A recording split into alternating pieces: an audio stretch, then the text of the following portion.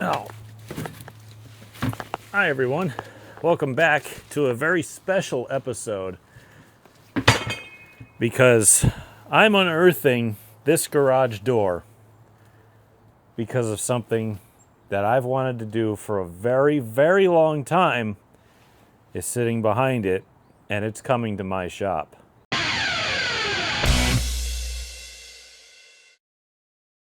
Guys, thank you so much for watching. I greatly appreciate every single one of you who watches, who's subscribed, who tells your friends, who tells your family members, who shares on social media, and helps me build this community. And without you, I'd really have nothing. I really wouldn't.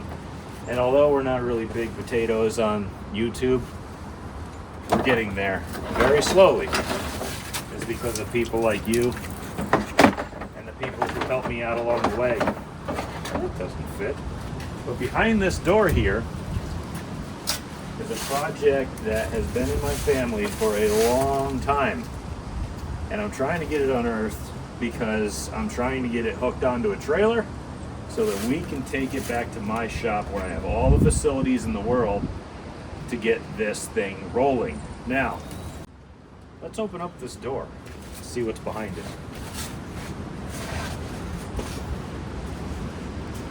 I won't leave you guys in any suspense. Let's just do this. Oh.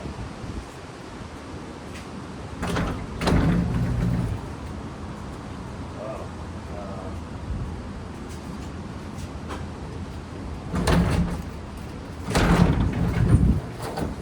Oh.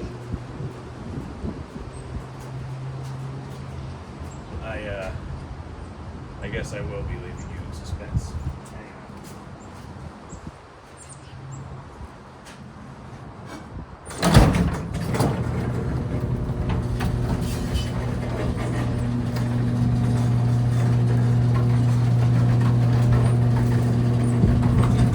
There it is. Well, there's most of it is. And I can't wait to see the light of day with it. Sitting in this garage bay for the last, I don't even want to know how long it's been. It might be 27 years.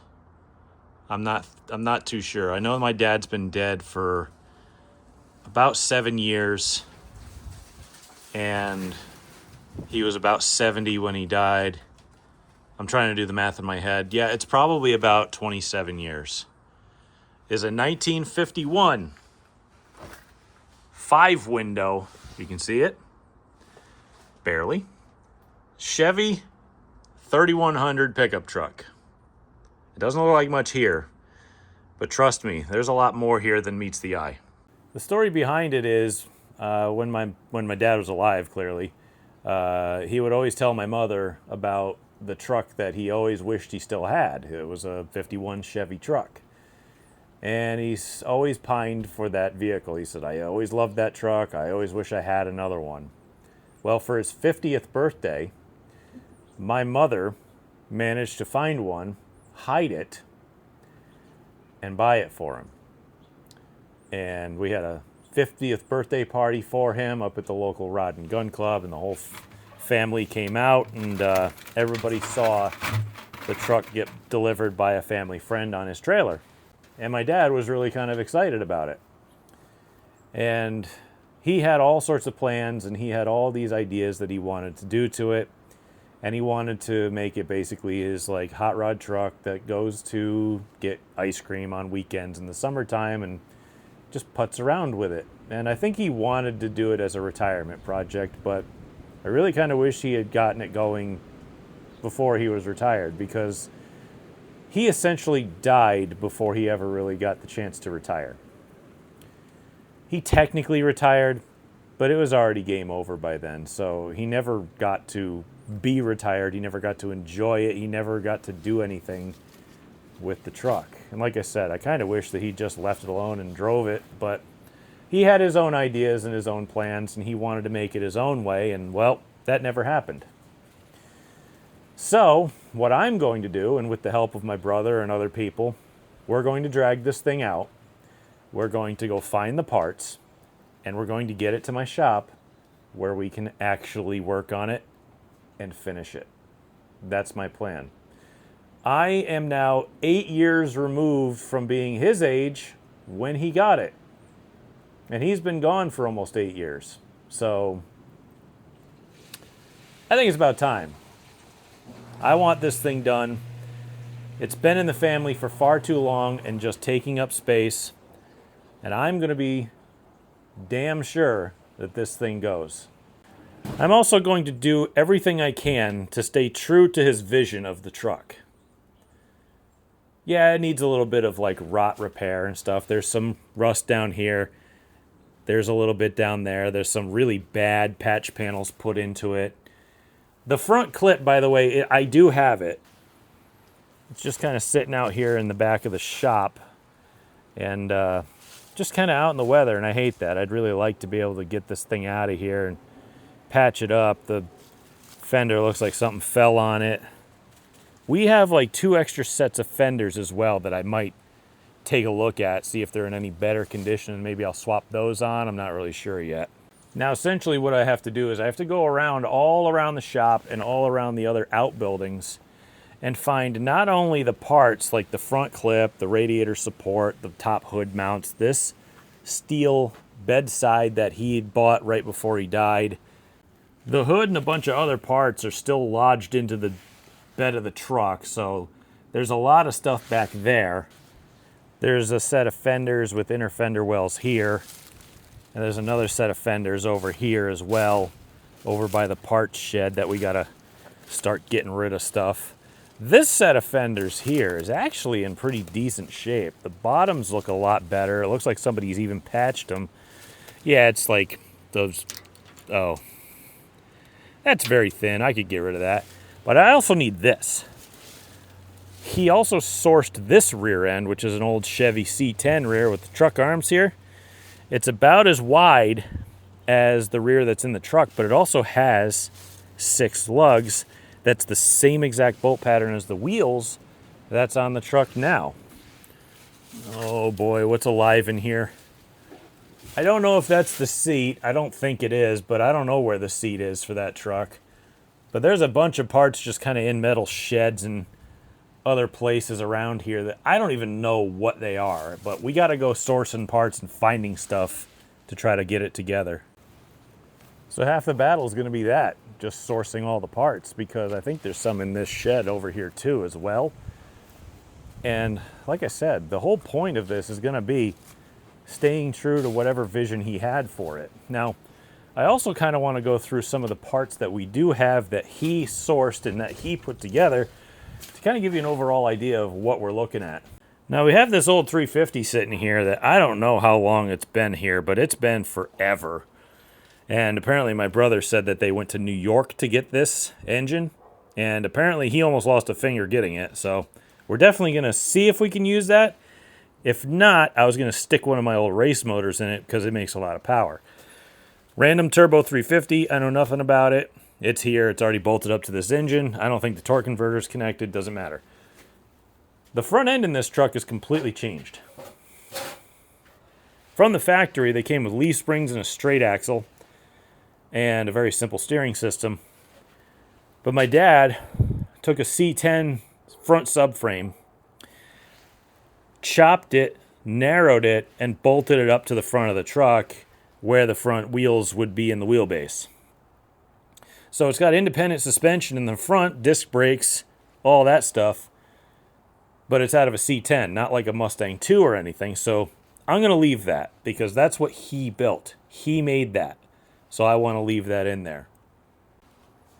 Now this whole thing's going to be a very drawn out and difficult process, but not impossible, because I think that with a little bit of ingenuity and a lot of the stuff we already have hanging around, we can put this thing together and get it at least on the road. And I believe it was David Freiberger of Hot Rod Magazine who says, don't get it right, just get it running. That's exactly what this is going to be. I'm going to be rock autoing parts. I'm going to be fabricating a lot. I'm going to be just making it work. Like for rust repair, I'm just gonna weld sheet metal in it and spray paint over it. It doesn't matter. We're not gonna be frame off restoration. We're not gonna be rotisserie. We're not gonna do anything other than getting it going. And that's all we're gonna do to this thing. So first things first, we gotta get to it.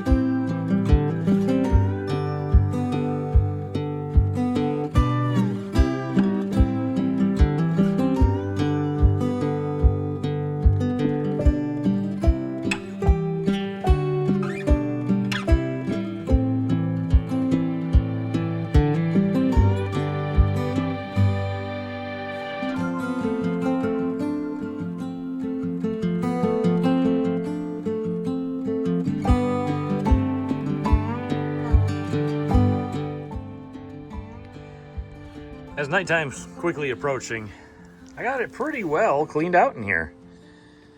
Got a few items to figure out where they're gonna go. Got the, I was cleaning this out and then I got kind of busy and I started leaf blowing. And then I figured the yard needed to be leaf blowed. And then I figured the backyard needed to be leaf blowed. And then I started grabbing the tractor and moving things around, and it just kind of snowballed from there. But now we can actually walk in here from the outside, which is great. And here we go. I have a steering set up out of a square body C10 or something. Unfortunately, the center link is cut in half. Besides, I don't really know if I was going to use it anyway because it's old. I don't know what it's like. And this cradle, this cross member, whatever you want to call it, was narrowed by at least an inch by my dad, and then bolted onto the remaining frame rails from the 51 Chevy truck. So I'm going to have to come up with some kind of a solution for steering and for the sway bar setup, but that's probably not going to happen now. We're probably just going to slap, I got an old racing wheel there that's the right pattern. I think these hubs are 5-on-5, but we're going to be switching them to a 6-lug hub, like a conversion, so that I can run the stock wheels and maybe retain some of the outer looks of this truck eventually. Oh, this is full. R44 LTS 6. Well, I got 8 spark plugs. That'll go good. I've rolled this motor over before. It's sat in the garage, I swear, for at least 20-something years. However long it's been since they went and got it. But it's been under a shelf or a bench or out in the open, but it's never been outside, so that's a good thing. So it still rolls over, but like I said, not quite sure we're going to use that one or not. Guys, so far it's been an absolute process trying to get this truck unearthed just so I can get it to my shop. Now, I'm filming this a little bit early because I'm still working on a project in my shop right now, and I can't kind of move it yet because it's still in progress, but once that's done, this is coming. And while you guys watch my other videos that I'm posting, I'm busy unearthing this on the weekends. So right now, I don't think I have any more time left in me to be cleaning, and my feet kind of hurt, let's be honest. I've been on them all day cleaning the yard out for my mom, so I'm gonna get to hitting the road. I've already kind of gotten a lot done the week before, and then this week I got even more done to get this thing unearthed and out of here. And I'm going to keep doing that until we actually get to moving it. And that should be pretty soon. Like, I'm going to put the rear end back together, and I'm going to put the wheels on it. And this thing may go on the ground next week. Hopefully I'm done with my project by then, and I can get this thing to the shop as soon as possible. I don't want to wait much longer. I don't want to be past December or anything like that, but I want to get it going. And we'll see what happens when I come back to you.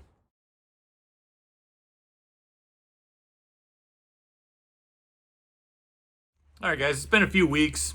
Figured I'd catch you up to current day. I'm going to be going back there and trying to get that project here. Now, being up to date means I gotta fill you in on everything. So the old car is still here. I still got the motor out of it. I still got the transmission off of it. I did get some parts though. Thanks, George. Sold me a real nice carburetor. Guy's a legend, by the way. Gave me some upper control arms. I think I'm gonna give them to my brother because I think they'd actually work better on his car. And he gave me a transmission. And the only thing wrong with it's an ear is cracked on it, and I don't even care about that. And he also gave me that, which is essentially a factory power steering setup for a GM car, like an old self-contained power steering pump. And I'm like, well, sweet, now I don't have to worry about that when I put my dad's truck project together. Also, I got mail.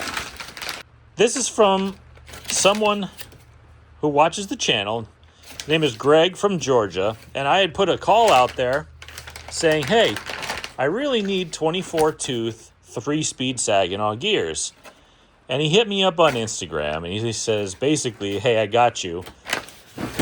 And I asked him, hey, what can I give you for this? And then I never heard from him again. And then I go check my P.O. box, and he sent me an entire main shaft with a 24-tooth gear in it. I'm like, that's tremendous. So Greg from Georgia, thank you so much, bud.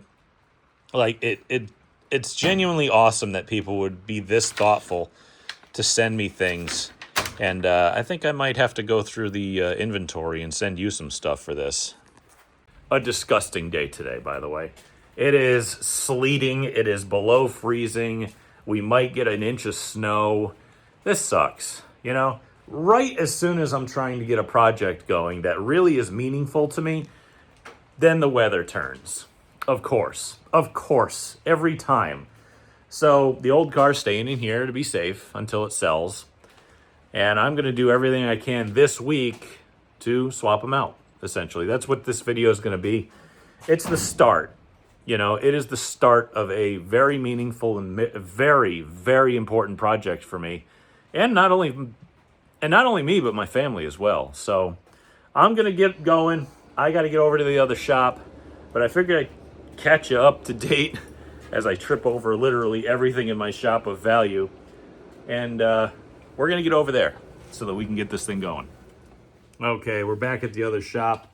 And I'm looking down here and I'm like, well, you know, for as much as we cleaned, I still got a little bit to do. We're up against a little bit here, but it's not going to be too bad. Luckily, we still got all the tools here from when my dad was alive. So I should be well sorted for that. I didn't bring any. But we are... But, you know, we still got to put a bunch of stuff together just to get the thing back on the ground. So I have these two rear end chucks down here. I had to pull that one out because it was a torque tube style, which is what these trucks came with, was an old torque tube. And I had to pull the axle out. So these rear ends have the pumpkin that you pull, or the center section that you pull out of the middle. And then they've got a cover on the back because those rear ends are open diffs. So you have to be able to access it to pull the pin out so that you can pull the C-clips and the axles. Bunch of fun stuff. So what I have to do is, in order to get it out of here, is I have to put it all back together. The reason I had it apart was I'd read on a forum, they said, oh, go get a rear end chuck out of like an old Impala or whatever from the 60s because they got a yoke on the end. And I'm like, okay, I'll go get one. I found a buddy who had one in his yard, and he gave me that. And then I looked at it, I'm like, well, it ain't going to work because the pattern is different. So you look at it, and it's kind of wide and oval-shaped, but the one in the truck is round. So, yeah, they're not going to bolt right up. So it's like, well, that sucks. So now I got to get lights and crawl back under the truck and put the original one back in so I can put the axles back in, so I can put the wheels back on, so I can put the truck on the dang ground. So, oh well. I thought it would help, but that's what I get for listening to the internet.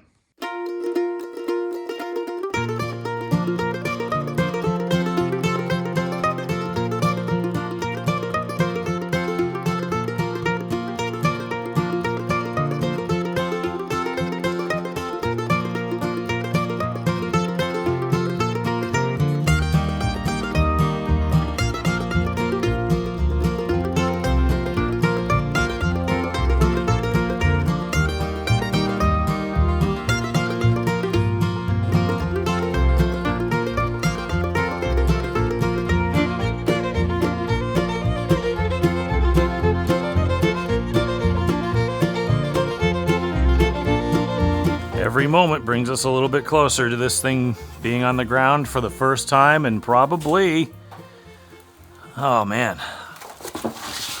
20 years. And I only have about 15 minutes before I have to leave because I have to go get my kid from school. And yeah, I'm not leaving him home alone. That's not right. So what I'm going to do is I'm going to try to get this thing at least onto the ground if I can today. It's mostly cleared out. It's got the rear end back together so it can roll. By the way, these tires, these factory wheels, these tires say Firestone, no free ads. But I looked for like a size, and all I could find was this. It says L78-15LT, and that tells me, oh boy, this tire might be a little old. And then I looked for a date code. And I didn't know if they had proper date codes, but then I started looking over here. It says DOT, and there's a serial number type looking thing, and there's some other number. And I look right here, it says there's a 3-digit code. It says 276. And you look at the tire and you're like, oh my God, these might be from 1976. They have tubes in them, by the way. These have tubes. I wonder if I can convert them over to be a tubeless type, like put a regular valve stem in it. That would be cool. Doubtful. But let me go get the jack, see if we can't get this thing up in the air. All right. I should grease this poor thing for my brother.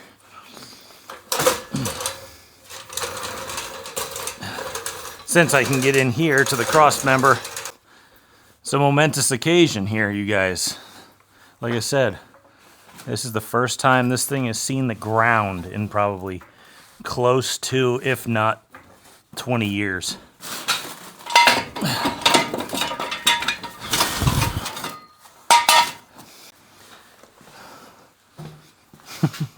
This poor engine. The damn stand, the wheel broke off it. That stinks.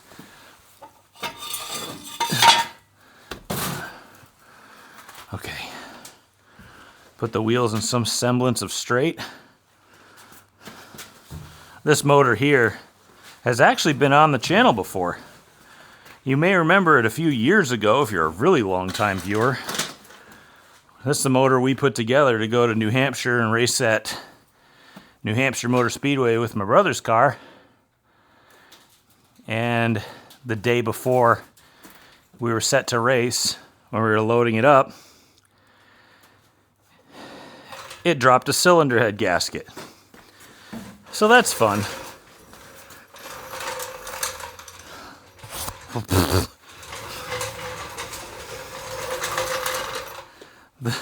My mini stock used to actually be in this spot when I raced it. You know, it's kind of funny. When my dad moved this thing outside to allow me a spot to put my mini stock in. And you know what's funny is I never really understood why until I became a parent. And then I'm like, oh, that's why, because he actually cared. You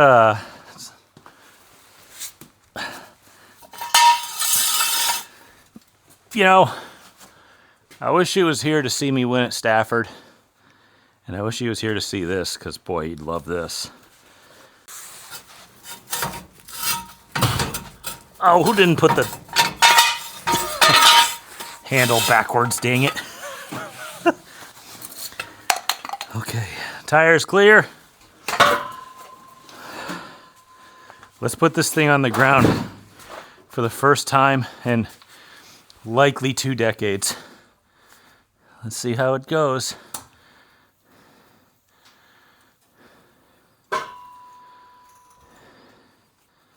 Yeah, dude. Awesome. Can't wait to winch it on a trailer. Those tires up front might actually be a little bit too big. See, I got factory stuff in the back, so that all fits. It might fit in my shop. I don't know. But the front tires are out of, well, necessity. These are 2-inch backspace racing wheels with old Stafford tires on them that I think I ran back in 2020. And it's on a 5-on-5 lug pattern because this is out of a more later model square body Chevy truck. So it's like, oh boy, this might not fit on the trailer, but I might have a couple old Ford truck wheels outside from when I owned a F-150. Those might be 5-on-5 as well, and they might be a little more narrow, so I'll have to keep an eye out for that. Unfortunately, like usual, I've run out of time. I got a late start today for no obvious reason, and that has kind of pigeonholed me into only doing about a third of the work that I needed to do. So, my procrastination aside, I don't want to drop my brother's tools. Let's just put that away somewhere safe. But, like I said, my procrastination aside, it's also really disgusting weather out. Quite literally, we had a winter storm warning today, and we're expecting snow. I don't expect a lot. It's probably not even enough to really shovel, but anyone who knows me knows that I don't want to use my truck in the snow. I bought a 2-wheel drive truck for the specific purpose that I wouldn't be tempted to slap a plow on it or go off-roading or ruin it in some way that would allow me to just have a rusty, disgusting truck that just, it'd probably be dead by now. I've owned my truck for 15 years, and it's really minimally rusty compared to everything else of its vintage. But seeing this thing on the ground and having it on wheels, even though it looks like a race car, for the first time, and I can't remember when. I don't know, man. This is actually kind of exciting, and I'm getting all sorts of ideas in my head, and I got to kind of lock them away because I got a lot of other things that I got to touch up first on this thing. Chief among which is there's a lot of rust. This was clearly a New England truck, and it has a lot of stuff that really needs to be addressed.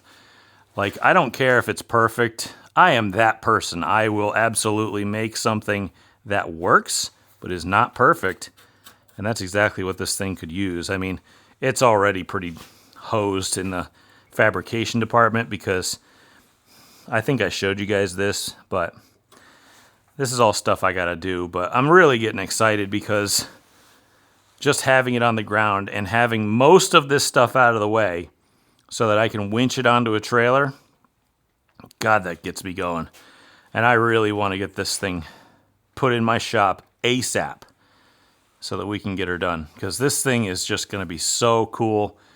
When we finish it, it's going to be just the most exciting thing. And I can't look forward to it enough. Unfortunately, I also just looked at my clock and it says time to leave. So I got to get out of here. Hopefully I'll make it back here at some point this week when the weather starts to cooperate a little bit more, because I kind of need it to, and that's the only way we're going to be able to get this thing home. So hopefully the rain washes all the salt that they put on the roads off. It'll dry out later this week, and I can be back here with my truck to take it home. So I'll see you then. It is the next day. You catch me at the other shop, and yeah, it's pretty dang dark out because, you know, it gets dark at 4 o'clock at night now. So now I have my truck. I'm borrowing a trailer because I don't know how tall this thing is, and my Stafford car is kind of occupying mine. So she's still here. Looks like the tires are still pumped up. That's good. I got to clear out just a little bit more stuff. I got to get the garage door open just a hair more. Problem is, if I open this garage door a little bit too much, it sticks, and I don't want to feel like wrestling with that for a while. So I think I'm just going to kind of part the seas here and back the trailer up, because it's actually going to be a little bit more difficult than it used to be back in the day. Because back in the day, that shed never used to be there. We used to have a very wide berth for us to put stuff in, especially in the shop here. So time for me to start clearing the Red Sea here, and I can get that trailer at least as close as I can get it to this, well, it's a little better than it used to be, spot. So All right, moving commences, and I'm not leaving here today without this truck. I'm not leaving here. I kind of tempered my expectations a little bit, which is something that I got to do a little bit more often, because I get to thinking, oh, I could just go grab everything and just get it home now. And it's like, no, because it took me like 3 or 4 solid days of work just to not only unearth the thing, but to just get it on the ground. So nevertheless, trying to get it into a trailer, and I haven't even found all the parts yet. So for now, I'd really like to just get the main part over to the shop, and then come the weekend, I can bring the trailer back and then bring stuff like the front clip, whatever parts I find in the shed, the rear end that's over by that corner, you know. Take a little bit more time to unearth stuff, but let's just get the major part there, and let's figure out what to do with that first, then we can work on it from there.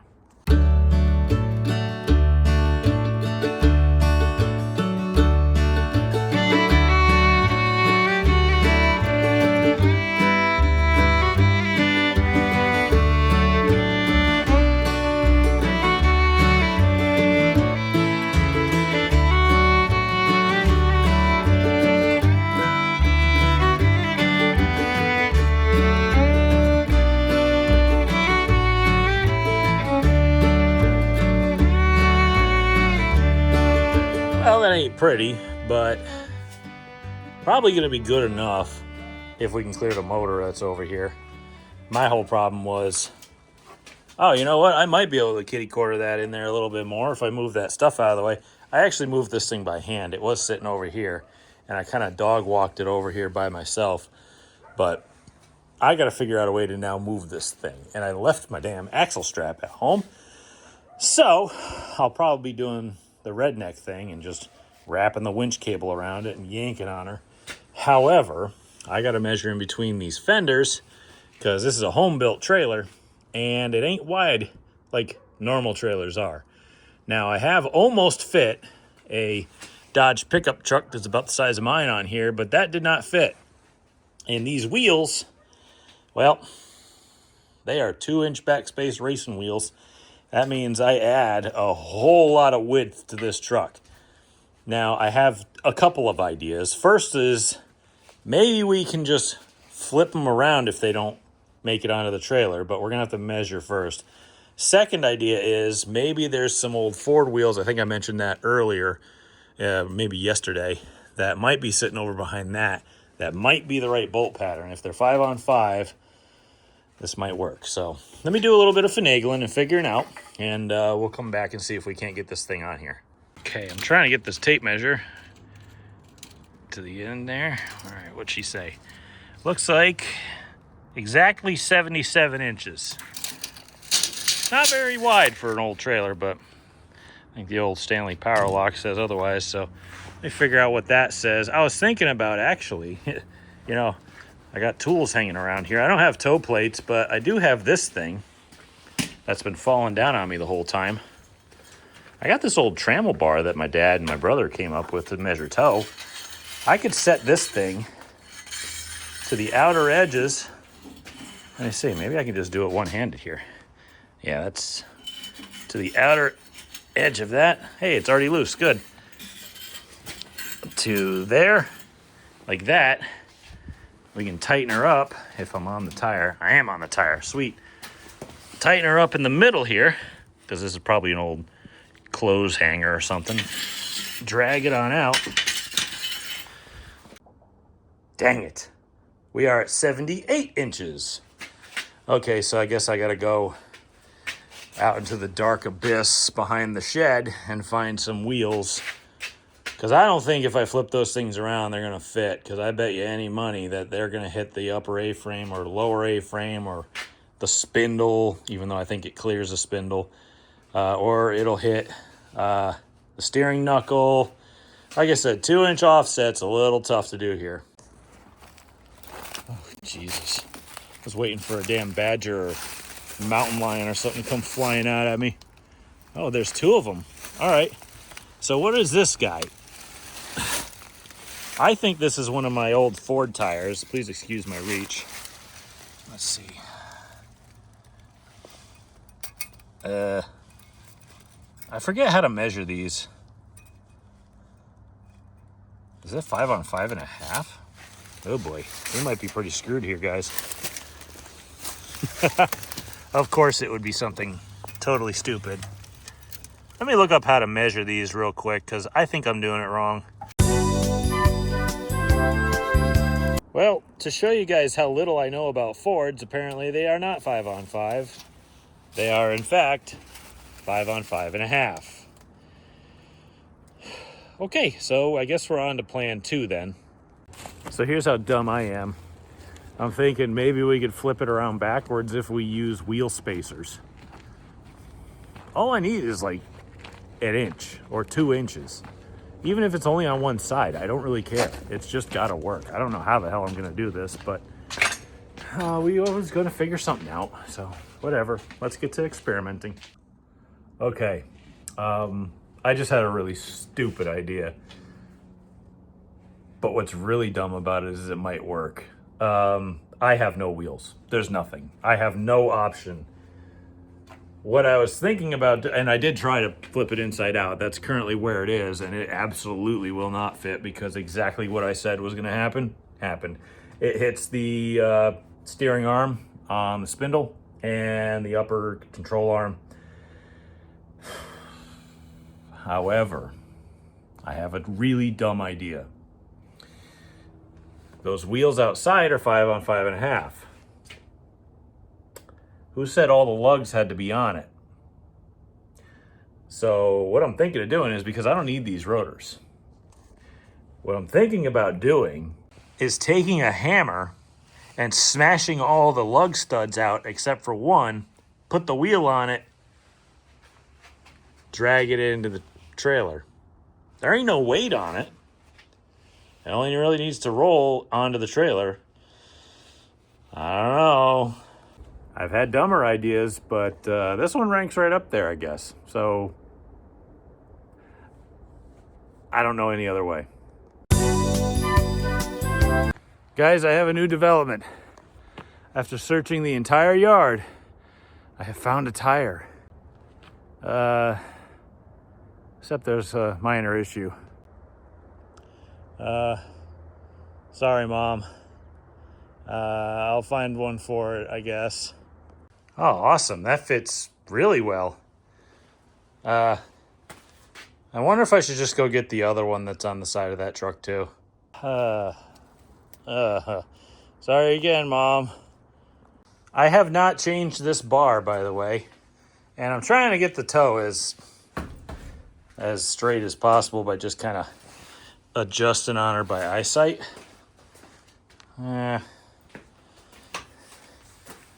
It's a little off, but like if I get it perfect, we're still going to be way in from where we were. Now, I remember the last measurement was like 1 inch too wide. That is up against that. I think we're going to make it, guys. I think this was the right idea. Okay, now to clean all the crap out of the back, which is just cardboard and rags and stuff, and we'll leave all the parts and stuff in there, and get to figuring out ramps and getting the winch ready. Ooh, hey. My goodness, I mean, this thing has so much cardboard in it, it is unbelievable. My brother will be able to lay on concrete and work on cars for the rest of his life by the looks of it. And if you live your life on cardboard, trying to keep yourself off the ground, maybe a little bit of comfort in a otherwise harsh environment, you can go to the merch store over at GleasonBrosRacing.com and get yourself, holy cow,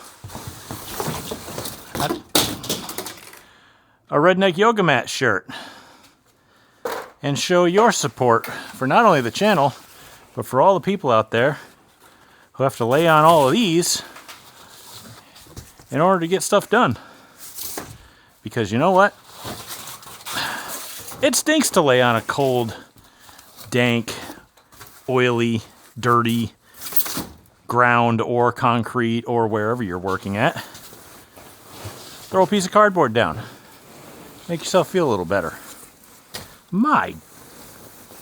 I'm going to get hantavirus. I swear to God, this is going to end poorly for me. I already can tell from the start.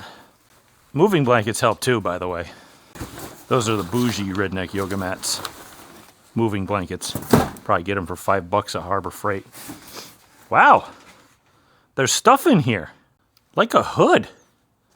Huh. Body by Fisher. All right.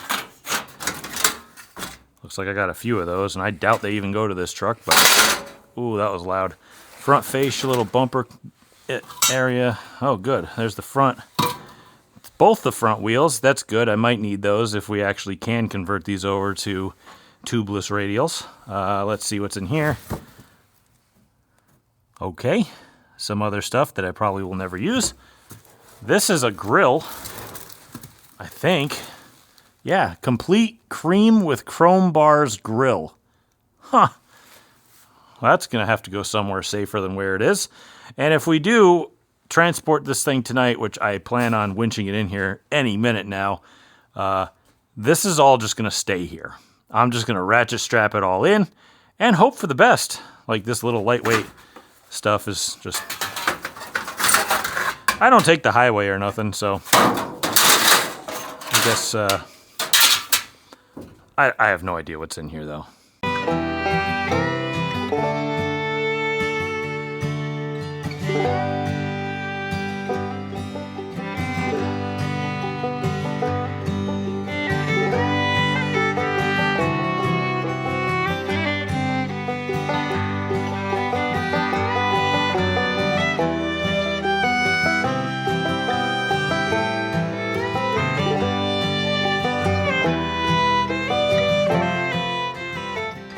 Oh boy, what have I gotten myself into? I also got to get it done before racing season. We're not restoring this thing, by the way. We're just going to make it work. And for now, we got to get the thing home. It's a few days later, and it is essentially move-in day. And it is incredibly demotivating to be out here in this weather because it's dark out. You wouldn't know by looking, clearly, because we're indoors. But it is also 20 degrees out, and I'm freezing.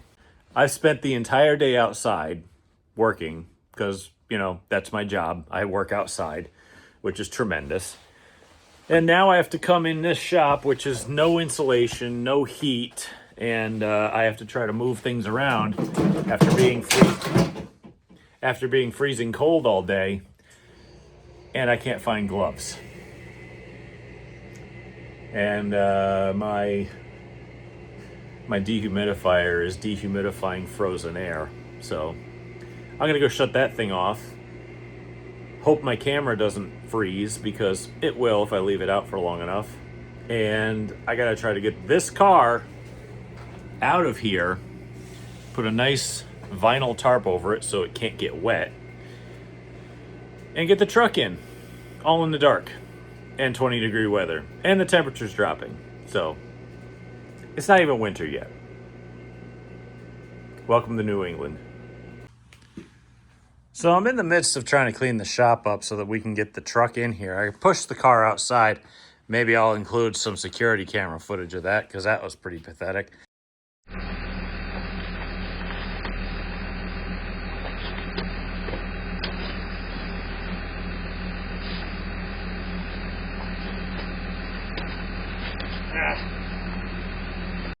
But I'm trying to get the motor put on a stand here, and I'm trying to find the bolts that hook it in, right? And I put them in this little pocket here.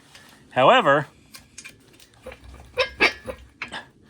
they aren't coming out because they're iced in. So I don't really have a heck of a lot of choice other than to try to get them out. I might be here a minute.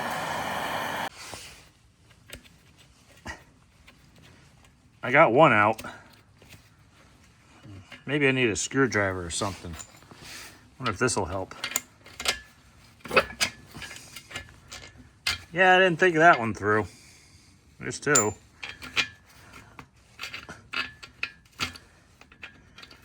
It was okay when it was, you know, summertime and everything was dry.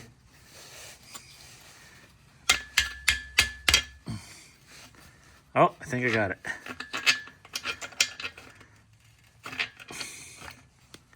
Come on. I have, oh, no idea. Oh, yeah. All right, I'll find my washers and we'll get this thing loaded up.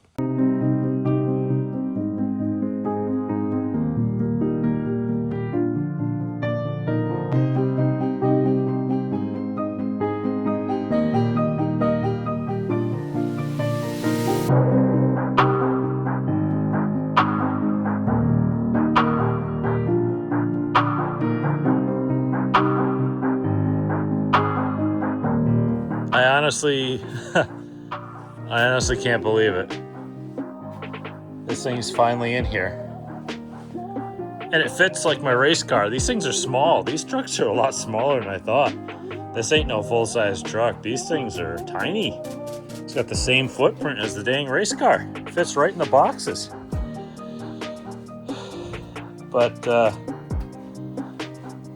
this has been kind of a really weird fever dream for a long time. And now it's finally here. And it's sitting in my shop. And I'm like, holy cow, we're going to work on my dad's truck. Now it's like, you know, I always wanted to get work done on this thing. And it was always at my mom's house, you know, after my dad passed away. And I always wanted to work on it, but I'd have to travel. And then I'd have to do parts lists. And I'd have to do all these things. And it would never get done because I'd have to go there so often to do it. But now that it's here, I can finally work on it. Like, there's my dad's handwriting. You can tell he was an engineer because it's actually legible. I got to go over this thing with a fine-tooth comb, but what we're going to do here is we're basically just going to get it running. Make it functional. After that, whatever we want to do to fix it, make it look nicer, do whatever, then that'll happen. Yeah, I mean, I kind of had to take a moment when this thing got in here because I never thought that this would happen, you know. I never thought that we'd ever have this thing going again. And now that it's in here, it's like, wow, you know, 28 years after my mom bought this thing for my dad. I mean, you can count the years and the dust on it. And now that it's sitting here, it feels possible. It didn't feel possible before. It does feel possible now, though. Like, I'm sitting here and it barely clears the roof line right here so that I can jack it up. It's almost like it's meant to be. Was this thing green at one point? Oh my God, this truck was actually repainted. And that's really kind of weird to me because, let me show you. This truck used to be green. You know, it's really, why I'm pointing that out is because my dad used to own a green one of these. Did he ever know that this truck used to be green? That really kind of got to me there. Oh man, I got a lot of rust to fix. That's getting me too. Oh God, it's getting worse. But in case I didn't mention it, I'm sure I did. This is a 5-window. All the glass is pristine. I hate that the paint's bubbly everywhere. I'd love to just touch the paint up and stuff, but this truck, honestly, in its current form, is so hacked together and so gross in some spots that it's just, it's going to take so much fabrication and metal work. Oh, good, there's a tank in it. Probably won't be able to use that varnishy old thing. I hope we got this. It's got an old heater box in it. That's kind of neat. I don't think it works, to be quite frank. Plus everything, I think this thing is a 6-volt truck. So I'd really love to convert this thing back to 12 because, you know, that's normal. And I don't want to deal with a 6-volt anything, especially when I'm going to be converting this thing to be 350 powered. See, like I said, I don't know at what point along the way it got hacked together, but the floors are not right. Somebody just kind of pieced this together. The dash and the kick plates and everything. I mean, look at it. It's just really pieced together. And I was just thinking about it right now. It's like, these are the brightest lights this thing's probably ever been under. Little less room over here. I think we can move it forward, though, a little bit just to pass through here. There are, my dad bought complete panels for the interior and stuff. That's going to be a huge project if I decide to take that on. I mean, it's not something I can't do. It's really not that difficult, but it's just something that doesn't need to be done at this moment, so I don't think we're going to do it at this moment. It's got some calipers for those front spindles and stuff, but we're not going to use those. Those will be cores. At least it's got the sway bar, the square body front end. I don't know what year it is. It's between 67 and 89. I don't know. Whatever it is a bolt-in one, but it came with a sway bar. That's good. No death wobble for us. There's so much to go through on this thing. It's almost overwhelming. But at the same time, it's like, oh my God, if I just cleaned the shop up, I'd be able to walk through here. But it's really just kind of surreal. That's all. I'm just trying to take it all in at this moment and just kind of look it over and make sure I didn't, well, you know what? If I transferred mice over to this shop, I don't think it'll matter. They'll make friends with the other ones that are here. But I've got ideas kind of running through my head, and I'd really like to try to enact those because I really just kind of want to drive it.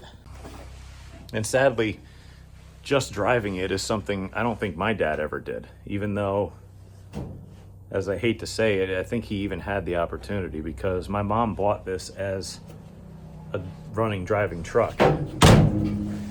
It had the original inline six in it. It had the 3 on the tree. It had the torque tube. It was just a, runabout that an older guy had, and he would take her to the dump or go to the lake or do whatever with it and just kind of drive it once a week.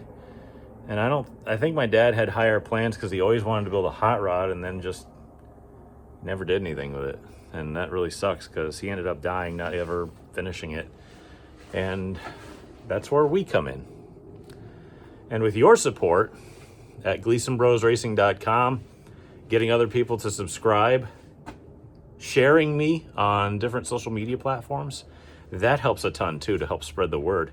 Anything you can do for free. I know that you don't have to do anything, and I know that you don't need to do anything, and I know that sometimes it's just okay to enjoy free entertainment, which is perfectly acceptable. As long as you're watching, I don't really care. But a little help goes a long way, and I really want this one. I really want this thing running and driving, and I want it done soon. Yeah, the gravity of it's starting to hit me, and I'm already going through parts lists in my head, but we still got to get all the rest of the parts. I have changed my mind, though. I was going to stick I don't know how many horsepower, but it's got to be over 400 at this point. Not much, but a little over 4 probably. The motor out of the old car. She still runs great. It's got a 450 lift cam, lots of duration, lots of, well, I was going to say overlap, but very small lobe separation angle. So she lopes, and she's ratty. I was going to put this in, but the only issue is I'd have to change the oil pan, which will cost me money because I don't have one, or at least a good one. And I don't have a dipstick provision. I don't know where it is, especially on this thing. I guess it's not this side. It's probably on this side. Nope. Oh, there it is. Well, I might have a dipstick provision, except it's like epoxied shut, I guess. So, I mean, that wouldn't be such a big deal. Just knock it out, but I'd have to change the pan. I'd have to change the pickup. I'd have to change all that stuff. Also, the vacuum it pulls with a race cam in it probably would screw up if I want to put power brakes in this thing to make it easier to drive. Because my original plan with this thing is I really like to give it back to my mom someday as soon as I finish it. But we'll keep that under our lid. But, you know, I want to make this thing drive well, be safe, go and stop exactly the way it's supposed to. Basically be perfectly mechanically sound, then we can figure it out. And in keeping with whatever my dad wanted to do with this thing, I'm trying to do it exactly like he wanted it. I'm just going to use the motor that he and my brother went to go get. And that was kind of earmarked for this truck. So it would make sense. I mean, it's got all the provisions for everything. It's more streetable. It's only sat for, I don't know, 20-something years. So, plus it's got a turbo 350 bolted to it. And if I put a full race motor in front of it, I might wipe that transmission out instead of having a turbo 400 or something. So a V8 is going to burn the tires off of it regardless because this thing is so light. So if I want to do stupid burnouts with it and just kind of cruise and make it loud, it's going to be fine. It's going to be perfectly fine. And when I go to pick up parts, it's not going to be a big deal to just shove it in the truck and bring it over here. So that's the plan. And I don't know quite at this point if I'm going to come out here tomorrow, but I'm going to make a parts list right now. It's also getting colder. It's probably 20 degrees outside. But if there's one thing that I have an issue with, it's starting something. And I think the best course of action for this to start is we'll work on the driveline. If we get the driveline installed, then we can see what the suspension is going to do. If we can get the suspension figured out, then we won't work on the steering. Just keep snowballing from there. We got to start somewhere. And that's probably the best place to start because it's going to have to take the most fabrication work. I mean, putting the steering in is literally going to be, okay, let's measure what's left of that steering shaft because my dad took it with a Sawzall off. I don't know why. So we got to cut the sleeve on that back and then figure out how big the shaft size is. Hopefully it's like standard 3/4 and I can just get a coupler and weld it on. And then I'm going to try to put a steering box on it. I don't know where. It's probably going to have to go like over here somewhere. I really don't know, but we got to figure that out. Again, this is set up like a square body truck, so the A-frames are angled like this, so the tie rods have to sweep back kind of like this, and they're not straight, they're kind of swept back, which is really weird. And if you didn't see my little steering solution, I kind of took some scrap steel and just tied the front end together, and I welded bolts onto the end, and then I nutted them through the top of the steering arm on the spindle. And I tried to do it just with the arc, and it was way too thin of metal, so I put a cross brace into it. But you can see, steering goes back like that, so that's going to be fun to figure out. Plus, this thing's been sectioned and narrowed by about 1 inch, and then stitch welded right in the middle, so I got to figure out what the hell I'm going to do there. So, I might not do anything. I might just put a factory size center link in it, shorten up the tie rods, and throw it right together. I don't know what else to do. But I don't really know what to do in case of that. There's so much to talk about with what I want to do and what I want to like design and how to make it that for me to tell you all of it right now would just kind of be a waste. So we're going to have to say it when we get to doing it because there's just too much to do. I mean, this is going to be a very long and involved project. And another problem exists as well. This is a truck. So the frame rails are like 2 feet off the ground or something. They're really high. They're like up to, well, they're up past my knees. So putting this thing on jack stands is going to be impossible. And if I put my air jacks under it, they'd probably be all the way up before they even hit the damn thing. So I might have to invest in tools. So this is going to be really a difficult process. Luckily, I can stick some jack stands under the A-frames in the front, which is a little janky, but it's not too bad. But I think one of the first things I'm going to do is I'm going to knock that rear end out of the truck because it's completely useless to me. It is a torque tube style rear that my dad took a Sawzall and hacked the yoke off the end of it. So that's going to make life really difficult because I don't really know what I'm going to replace it with. I have 2 options. I have a 9-inch sitting in my ghetto shed that's just a tarp with a frame. And I have, well, and it needs an axle bearing or 2 axle bearings. And the axle bearing race on the axle is so big that I don't even know how to buy one of those axle bearings because it's not a standard size and it's only 31 splines. So I don't know what the heck to do there. And then I got the other one, which is like a square body pickup, 8.5 GM. That's got truck arms on it that I'm going to hack off and put some just U-bolts on it and bolt it to leaf springs. So I'm really kind of at the design phase, and I think we've gone over enough of it at this point. Now we've just got to kind of get to doing it, and I can explain it along the way. But I think I'm going to just kind of take the rest of the night off, and I'll see you guys tomorrow. Okay, it's the next day, and I'm going to do a little bit of part searching. Since we haven't really kicked the project off yet, and this is going to be a really long and involved process, we might as well start looking around for stuff that we might be able to use. Let's go into the corner of doom over here. Pretty sure my encyclopedic knowledge of wherever I left everything is kind of kicking in. Sweet. That is a massive thing. Holy cow. There's my Ford 9-inch axles. That should give you an idea of what I'm planning here.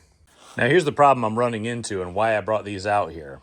I will use a Ford 9-inch rear in this truck if I can find the appropriate bearing to go on here. Now, here's where the problem lies. Let's see up here, I got a couple of spare sealed bearings for a Ford 9-inch. Now these I bought for this rear. This is my Stafford rear. It is a bolt-in axle, Ford 9-inch rear with 4-link setups for a metric chassis car, like a G chassis. And that's what my race car is. And these are the axle bearings that fit on these axles. This is also, these axles are for another bolt-in Ford 9-inch rear. However, when I go to slide the bearing on,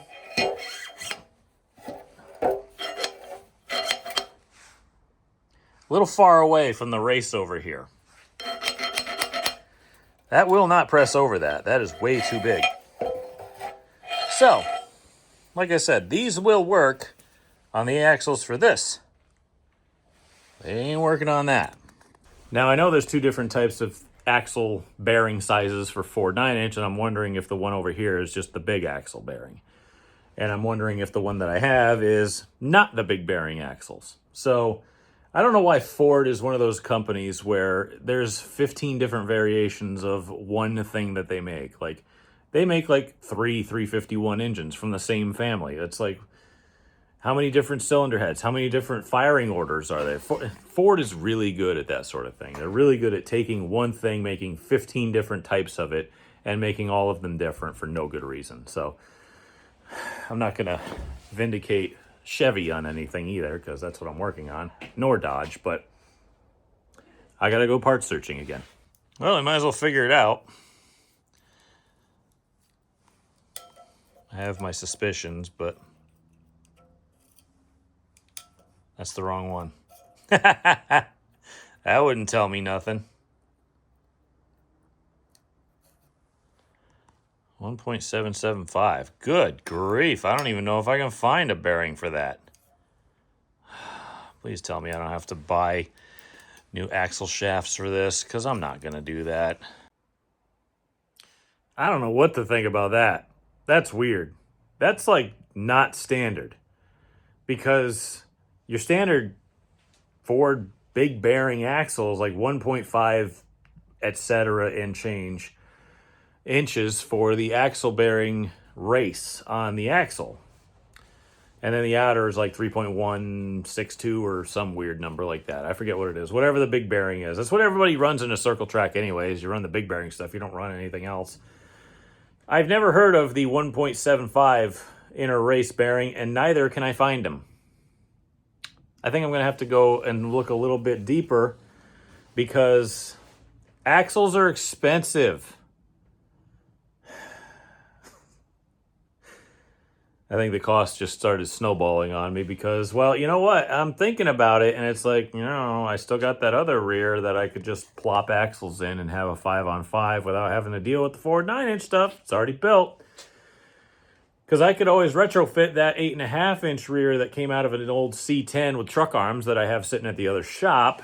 I could probably take the 6-lug axles out of it and replace it with a newer 5-lug type axle and change the drums on it and put new brake hardware in it. And it would probably be 10 times cheaper. So now if I can't find the axle bearings for these 9-inch axles that I have, I'm kind of hosed. So I'd really love to run the 9-inch because that would be great, and it would get it out of my shed because I can't use it because it's a weird width. It's like 61 3/4 inches wide. I don't know what that is, but whatever. The point being, I just don't want it to sit. I'd rather get rid of this stuff or use it. And it would go perfect in this truck because I can't use it for any of my cars because I have to use stock with rear ends, even if they're Ford, on my race cars. So that's going to suck. So, I don't know. This is going to be a weird search because nobody makes these. And I'd have to figure out what it is. In my search for more data, I look here and it's like, okay, there's a 7.2 ME. Is that? But then I look over here, and there's a Telltale sticker. That's a Moser sticker. Maybe I can go hit their website up real quick, see what they got for these things. Thanks to the wonders of technology, we're back in business. And do you know why? Because apparently I am not precise enough for AI. I put into Chat GPT, which I pay for a lot of various reasons we won't have to get into. I said, I need an axle bearing for these aftermarket Ford 9-inch axles with an inside diameter of about 1.75 inches. And it sat there and it thought about it for longer than I've ever seen any AI think about something for. It was literally a couple minutes. Maybe it wasn't a couple minutes, but it was definitely longer than I've ever seen a AI software sit and think about something, just ever. Okay? And it said straight up to me, oh, the reason you can't find anything is because you put in 1.75 inches when it's actually 1.771 inches. And I'm like, listen, we don't need to be pedantic right now. Just find me the bearing. I pay for you, okay? Find me the bearing. So apparently this does exist. It's like a big Ford / even I think Pontiac might have used it. They gave me the Moser part number and links to where I could buy it from like Summit Racing. So I'm like, well, that's cool. Thank you. And it's only like $98 for like a set of them. So I'm like, okay, fine. I guess we're back in business on the 9-inch. However, I believe right now, before we start getting too deep into the weeds and start planning and start doing all this work, I just want to kind of get this video out to you. So let's just kind of chill on the technical stuff and the mechanical stuff.